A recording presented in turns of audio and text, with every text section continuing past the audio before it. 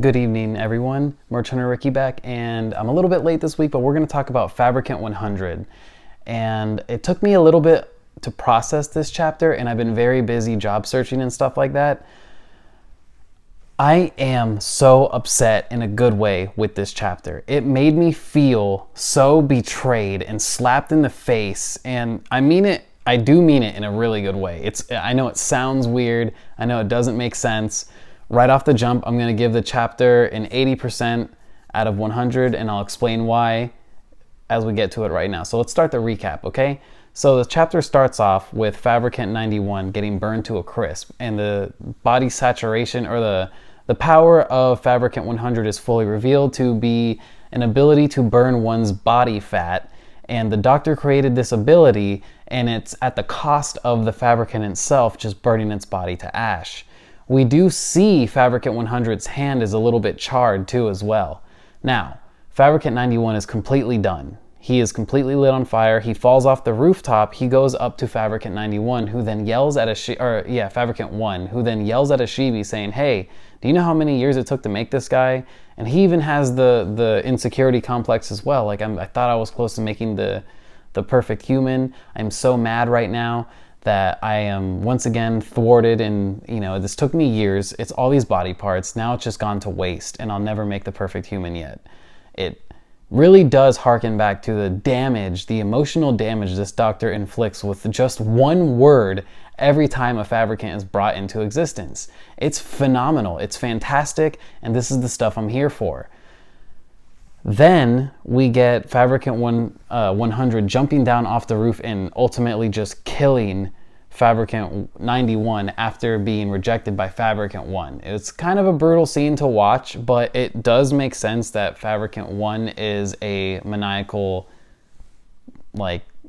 asshole, maniac. I don't know what you want me to call him, but he is all of those things. And what really, really shocked me about this chapter is where we're going to get to next, because Ashibi starts planning how to take him down, and he originally wanted to use all the combined might of the three of them, Fabricant 91, 100, and himself.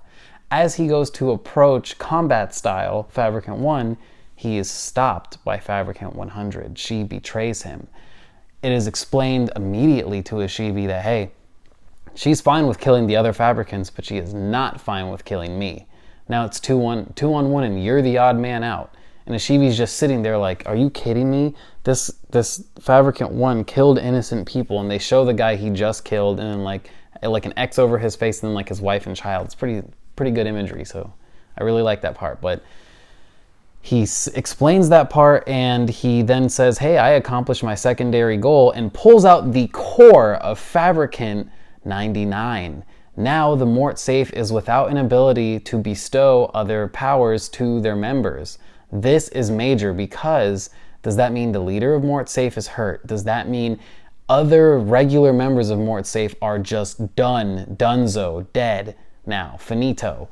What does that mean for the state of the people within the Mort Safe itself? Also, I'm gonna need a Luca update. He was bloodied in the nose region last time we saw him, so I need to know if he's all good or not. Also, Hugo. Did Hugo get caught up in the crossfire? Because that makes me sad if he did. Fabricant 100 tells him sorry that she had to do this, and she holds Ashibi back as he screams helplessly, and Fabricant 1 jumps off. No, he jumps into the water, swims away.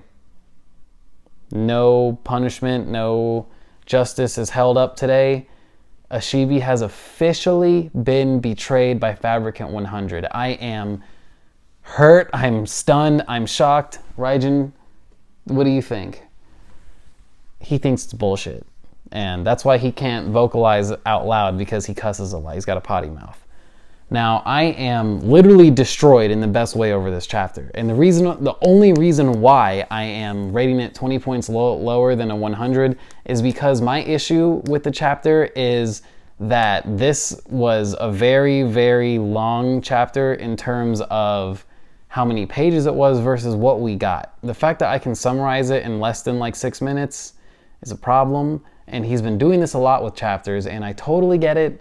It's not the worst. It's definitely not the best. However, it's definitely something this mangaka will need to improve on, because this chapter, if you think about it, is Fabricant 100 jumping off a roof, killing a burning Fabricant, and within about, a turn of D&D, 6 seconds, you know, maybe like 2 minutes is her stopping a Shibi and he jumps into the water and goes. And that, like, how would you translate that to an anime? Like, just, you know what I mean? I know an anime episode is typically 3 to 4 chapters, but seriously, this would be like the last 5 minutes of the episode.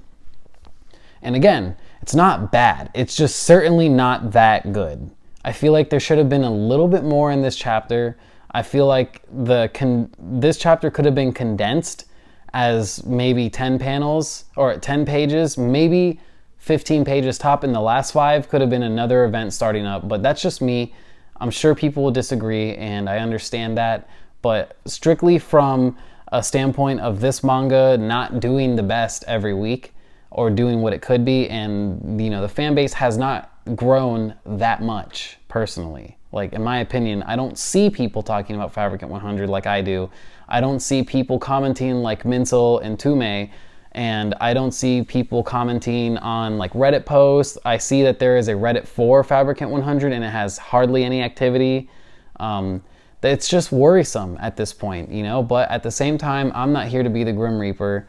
I am here to celebrate and love this manga. And with celebration and love also comes a bit of criticism, because I feel like if I were to just sing the praises of this manga, I would lose credibility. And I personally did have a problem with this chapter. I liked it a lot. It was a very, very good and strong chapter, but it lacked an overall time management, personally, is what I think. Again, 80% chapter, very good, just a bit lacking in certain parts.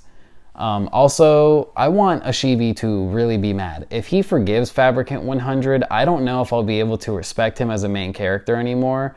I think that I might even go as far as to say that I might hope that Fabricant 100 takes his body if he's stupid enough to keep her around. I genuinely think she should fork up a very good reasoning, and this is when we need to start the arc in the next chapter. Like, it can't be any sooner than 2 or 3 chapters after this. Ashibi needs to start gaining the will to live. He needs to start listening to Miss Ayakawa over Min Min, and he needs to start wanting to be his own man, go back on the deal with Fabricant 100, and get her out of his life. I know it'll be hard to beat her, but I genuinely think he's assembling a team of people able to do it. Whether or not they all live, I think people will sacrifice themselves for Ashibi, and genuinely, I don't know if I'm okay with that either, because I don't think he deserves it right now. But at the same time, I'm a Fabricant 100 fanboy, and I love talking about this with you. Please let me know what you think down below. If you're new around here, feel free to subscribe. I appreciate it very much, and I'll see you in the next one, guys. Have a good evening.